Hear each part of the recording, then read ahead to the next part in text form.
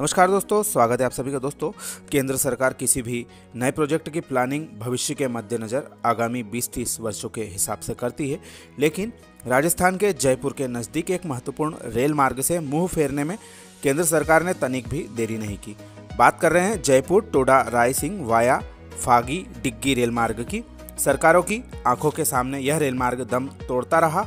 हद तो तब हो गई जब बीसलपुर से यहां होकर जयपुर में पानी पहुंचाने की महत्वाकांक्षी परियोजना के दौरान भी इसे पुनर्जीवित करने पर विचार नहीं किया गया, जबकि आज इस क्षेत्र का हर वर्ग रेलवे सुविधा की मांग कर रहा है। समय समय पर उनके द्वारा विभिन्न जन जागरूकता अभियान चलाए गए, पोस्ट कार्ड केंद्र सरकार को जागरूक करने के लिए लिखे गए। घाटे का सौदा बताकर यहाँ पर जो मीटर गेज रेलवे लाइन थी उसे सन 1992 में उखाड़ दिया गया। 1992 में रेलवे ट्रैक को उखाड़ने से पहले क्षेत्र की भविष्य की संभावनाओं को नज़रअंदाज करते हुए क्षेत्र में से रेल सुविधा हटा दी गई। यह सवाल आज क्षेत्र के हर जो आम नागरिक है उनके जेहन में है। हो सकता है उस समय यात्री भार नहीं मिला हो, लेकिन आज जहां राज्य की राजधानी में मेट्रो दौड़ रही है और फागी मालपुरा तक जेडीए और आवास बोर्ड पहुंच गया है, तो इस क्षेत्र में रेल सुविधा क्यों नहीं होनी चाहिए।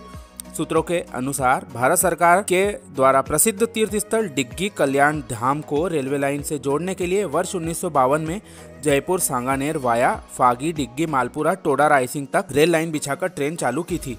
उस समय यातायात साधनों की कमी के चलते क्षेत्र के लोगों के लिए ट्रेन लाइफलाइन बन चुकी थी। सांगानेर व जयपुर मजदूरी करने जाने वाले लोगों एवं डिग्गी कल्याण जी जाने के लिए सीधा व सस्ता साधन था, लेकिन 1992 में मीटर गेज से ब्रॉड गेज में आमान परिवर्तन की अपेक्षा कर रेल मंत्रालय ने इसे घाटे का मार्ग बताकर बंद कर दिया गया।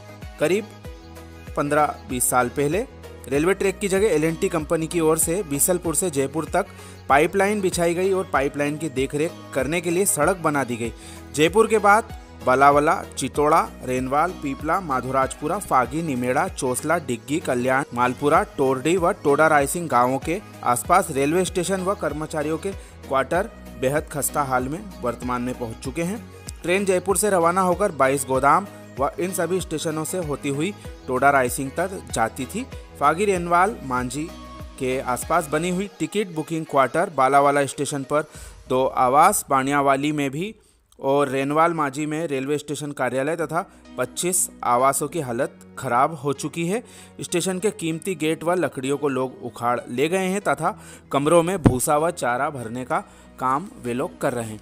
लेकिन इस क्षेत्र के लिए एक अच्छी खबर हाल ही में सामने आई है, वह यह कि केंद्र सरकार के द्वारा मांडलगढ़ टोडा रायसिंग वाया शाहपुरा केकड़ी के बीच नई रेल लाइन के सर्वे की घोषणा की है। तो इससे उम्मीद जगी है कि आने वाले समय में जो मांडलगढ़ जयपुर का रेल मार्ग है उसको भी फिर से बनाया जा सकता है।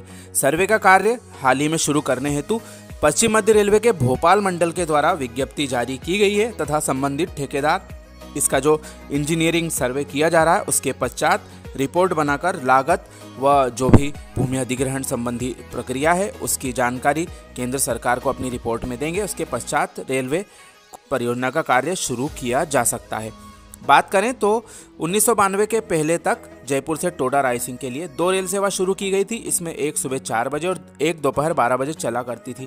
1992 में बंद करने के बाद में रेलवे प्लेटफार्म भवनों के फर्नीचर आदि को टेंडर देकर हटवा दिया गया। तब से यहाँ पर जो वीरान भवन एक अतीत बनकर रह गए। जनता के द्वारा काफ़ी आंदोलन भी रेल सेवा को न हटाने से के लिए किया गया, लेकिन सरकार ने इसे बहाल नहीं किया गया।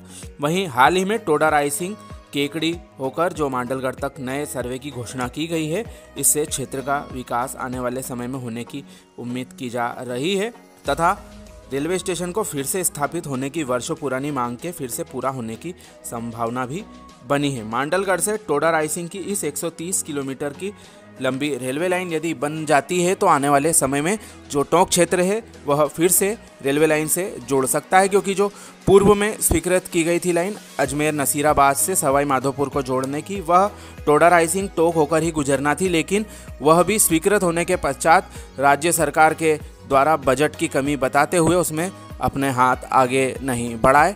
तो क्षेत्र के लोग उम्मीद कर रहे हैं कि जो यह सर्वे किया जा रहा है यह केवल चुनावी स्टंट की तरह साबित ना हो तथा यह आकार ले जिससे कि क्षेत्र में रेलगाड़ी की गूंज फिर से सुनाई दे तथा लोगों का जनजीवन फिर से रेलवे की वजह से सुगम हो सके। इस बारे में आप अपनी राय कमेंट के माध्यम से हमें जरूर दें। आप सभी का धन्यवाद।